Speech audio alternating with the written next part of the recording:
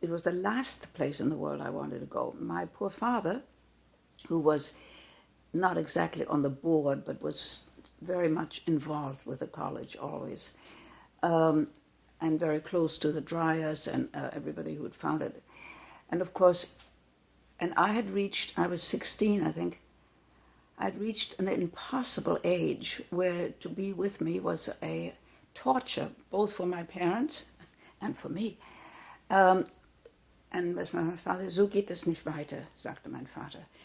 And what to do, either send me to a prison camp or overseas or something. So they decided to send me to Black Mountain College, which I had only seen pictures of, which were pictures of men and women in bare-armed or bare-chested, working away with shovels and hammering things. So I said, oh my God, it's a prison, what do they call it, reform school.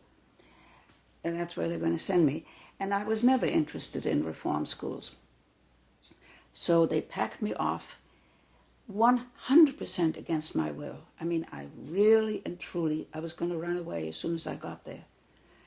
And I came in the summer of 43, and literally, I think it was within 36 hours, I said, I'll never leave this place.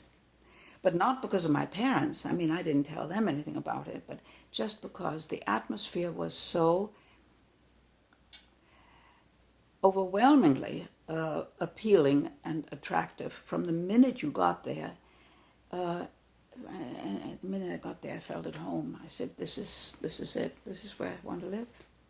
So it wasn't that. I was neither won over by the beauty of the nature, nor the buildings. Not that the people were beautiful, but they were, by golly, they were alive.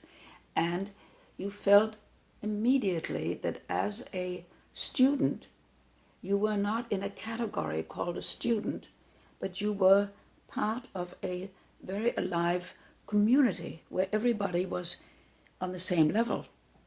I mean, you were talking with faculty as though they were literally, your roommates, and you had meals with them and so on.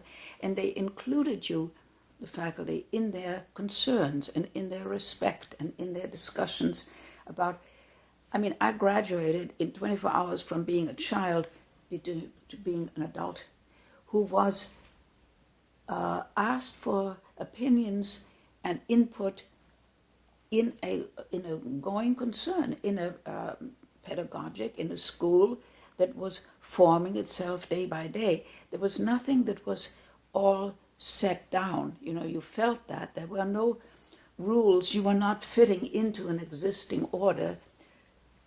You were fitting into an alive situation, like being on a river that was making itself every moment. And it mattered how hard you pulled on the oars, and it mattered whether or not you jumped over or whether everything you did had a meaning in that whole community. It was a very extraordinary atmosphere. I had met Albus before, but one of the first impressions I had of coming to Black Mountain was driving in this little run-down little car on these dusty roads.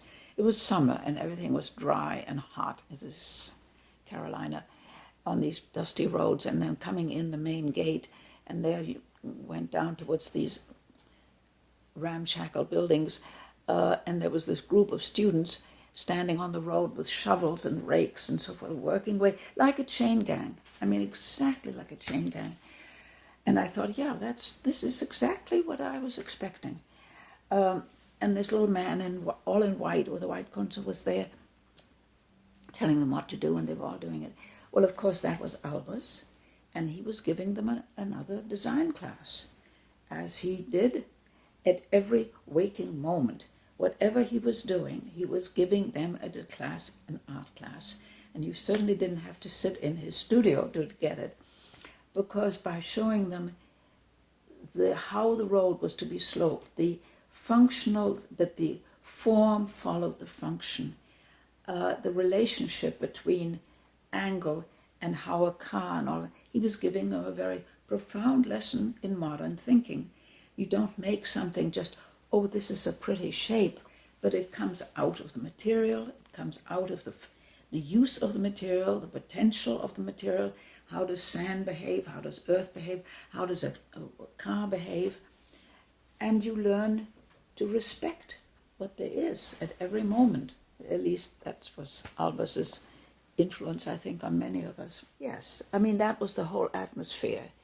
That, in fact, everything was an opportunity to do something with that. I mean, it didn't really matter what it was, whether or not you put together Saturday night, you want to get dressed, what are you going to wear for jewelry? Well, what do you put together that you can find, of leaves or pebbles or whatever?